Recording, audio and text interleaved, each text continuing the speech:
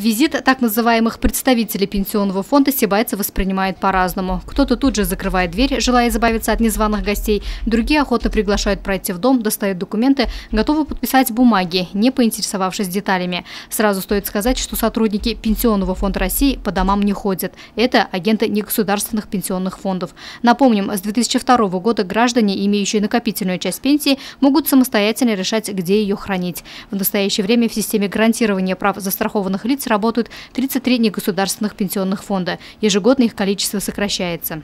При визите агента, конечно, нужно проявить бдительность. Просто взять паспорт и СНИЛС и заключить договор – это еще не все.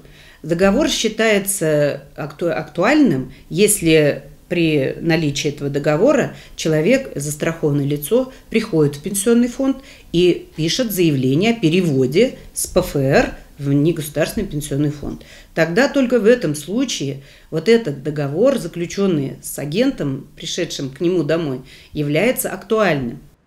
Если вы принимаете решение хранить накопительную часть пенсии в негосударственном пенсионном фонде, то специалисты рекомендуют для начала ознакомиться с его деятельностью. Ведь вполне возможно, что лицензия данной компании аннулирована. Подробную информацию о НПФ можно узнать в клиентской службе Пенсионного фонда России на его официальном сайте в соответствующем разделе.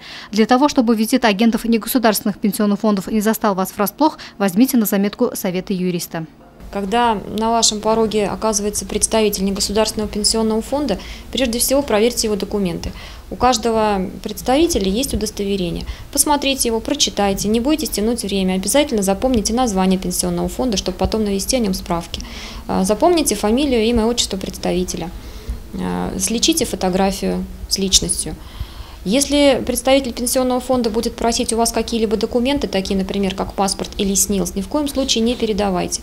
Если вы действительно сознательно захотите перевести свои деньги в негосударственный фонд, уточните, где находится его офис. Скажите, что вам удобнее прийти в офис и заключить договор там.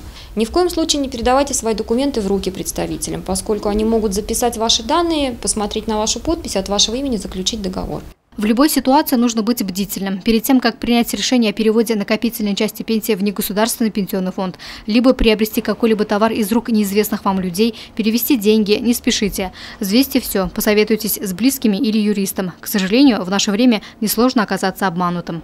Луиза Мустафина, Дамир Хайбуллин, Гульгина Раскельдина, телекомпания СТВ.